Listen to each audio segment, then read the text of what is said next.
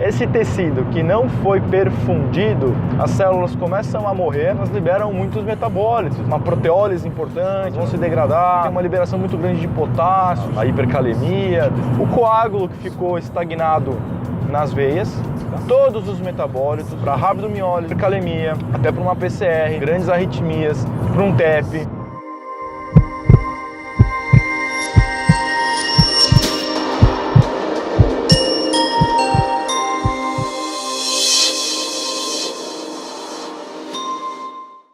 Salve galera! E aí, tudo bem? Aqui, caminhando para mais um plantão no SAMU, graças a Deus.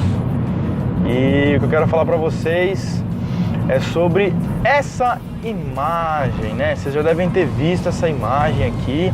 A gente compartilhou aí pelas redes sociais e tudo mais. O pessoal foi viralizando essa imagem aí. O que acontece? Aqui a gente está mostrando qual é o protocolo, né, qual é a sistematização do atendimento para o ambiente de conflito. Então, basicamente, né, quando a gente trabalha no meio civil, a gente atende com base em alguns protocolos do PHTLS, do TLS, né, até do ACLS, enfim, que vão preconizar um mnemônico de atendimento que a gente já conhece, né? Então é o A, B, C, D e E do trauma. Tudo isso a gente já é sabido já, né? No entanto, quando a gente está falando do meio militar, as coisas mudam um pouco de figura. Por quê? O objetivo maior não é a preservação da vida. O objetivo maior é concluir a missão, né? Completar a missão, é isso que a gente tem que buscar aí no nosso atendimento. Mas então vamos lá. O que esse mnemônico do T3C traz pra gente de diferente, né? Primeiro, o mnemônico é o MARCH, né? Então, logo de início, a gente vai fazer o quê? Controlar as hemorragias massivas. É para isso que a gente vai direcionar o nosso atendimento. E no ambiente civil, a gente até usa torniquete, né? Mas não é assim tão frequente, né? Agora, no ambiente militar, bateu o olho na vítima, viu que está sangrando, torniqueteia. E aí, quais são as considerações com relação ao torniquete que acho que são pertinentes aqui, né?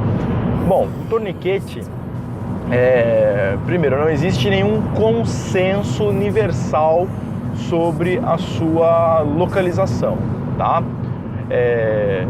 A bem da verdade, vai depender muito do tipo de sangramento.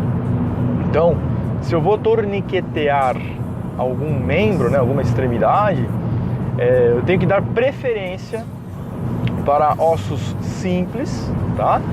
E preferência para no mínimo 10 centímetros longe da lesão aí.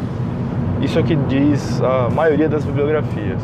Então a gente vai colocar aqui os prós e os contras e aí a gente acaba tomando as nossas próprias decisões aí com base no nosso paciente, né? Tirar aí um pouco daquela coisa de protocolo. Não, esquece isso. Mais importante do que o protocolo, que ele é só um norteador, na verdade, é a gente tratar o paciente. Esse sangramento pode ser de origem venosa, ou de origem arterial, ou de origem mista, né? Posso ter um sangramento tanto venoso quanto arterial, rompeu veias e artérias, né?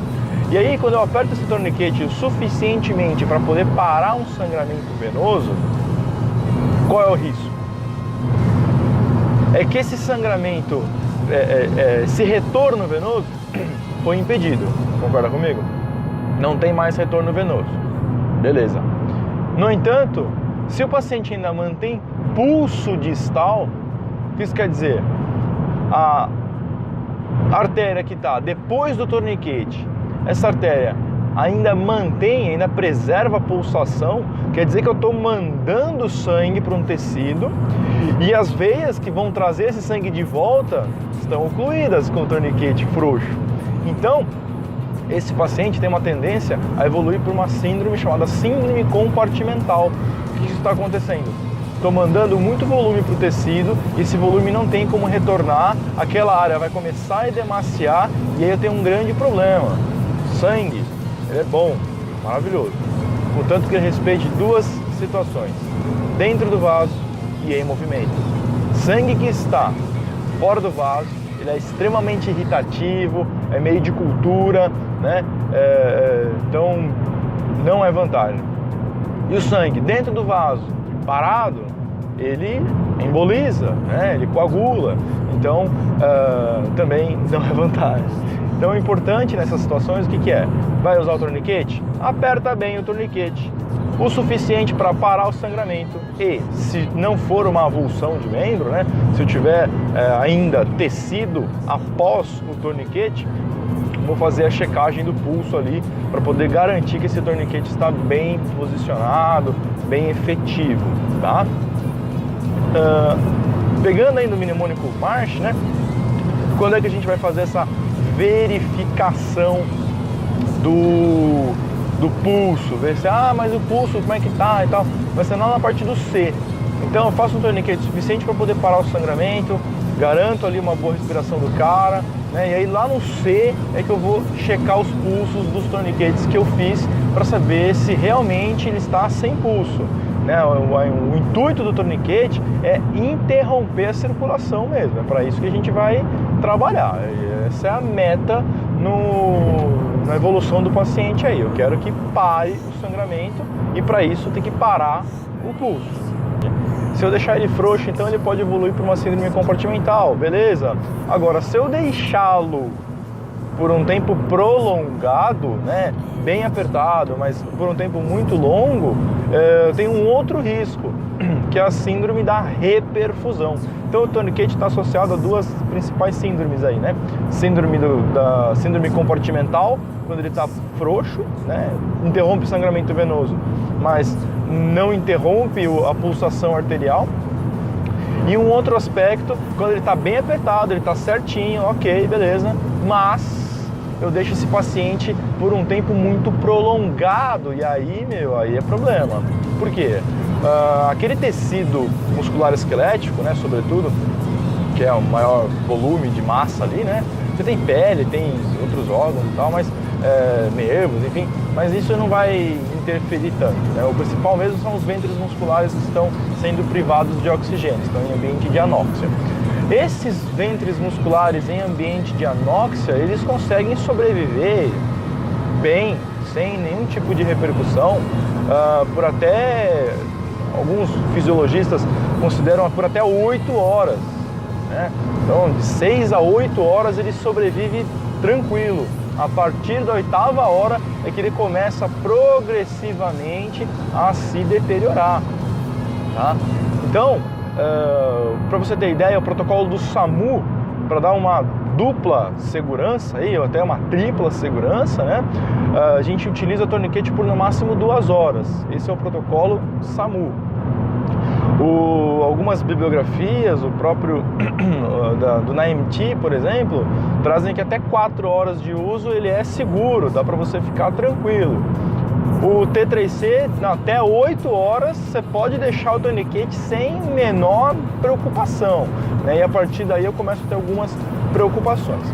Qual é a principal preocupação aí do uso prolongado do torniquete? Bom, deixei o torniquete lá um tempão, ok, o membro não está sendo perfundido, logo estas células começam paulatinamente a se deteriorar. Aí deixei o torniquete lá 2 dias, porque eu estava no meio do mato e precisei, demorei muito para poder ir embora, né?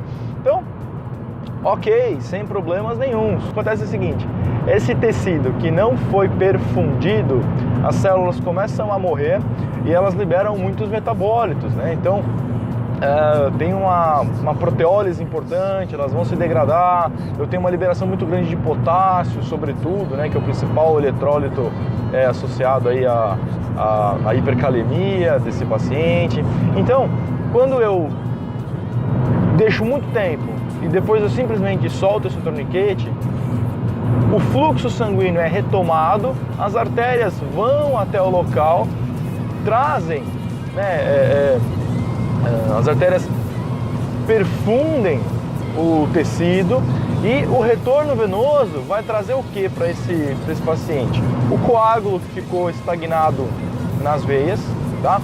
Vai trazer para esse paciente todos os metabólitos, todos os eletrólitos que estão já degradados, Então esse paciente tem uma tendência a evoluir para rabdomiólise, para hipercalemia, até para uma PCR, grandes arritmias,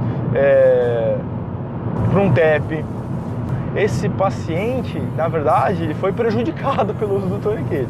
Então o torniquete por uso muito prolongado, muito provavelmente vai acontecer uma amputação de membro lá, tá? No entanto, a questão do custo-benefício. Porra, eu consigo sobreviver sem uma perna? Consigo sobreviver sem um braço? Ok. Eu consigo sobreviver sem sangue? Não. Então, naquele momento foi necessário usar o torniquete. Ah, professor, mas e se eu contei hemorragia e depois de não sei quanto tempo eu dar uma afrouxadinha, né? Bom, cuidado com essas tais de afrouxadinhas, tá? Tem até alguns dispositivos próprios para isso, né? Você aperta um botão, ele rotaciona, dá meia volta, ali dá uns 180 graus, ele rotaciona um pouquinho o torniquete sozinho, automaticamente, né? E ele melhora essa questão da perfusão. Qual que é o problema, gente? Lembra, o torniquete ele não é perigoso só no seu uso prolongado, ele também é perigoso no seu uso frouxo. Então, se eu deixar esse paciente aí, mas eu vou prevenir uma síndrome da hiperfusão, eu vou estar ocasionando uma síndrome compartimental. Então, muita cautela nesses aspectos aí, ok? Muito obrigado. Acompanhe os próximos vídeos aí, que a gente vai falar sobre cada aspecto desse tal de marche do ambiente militar.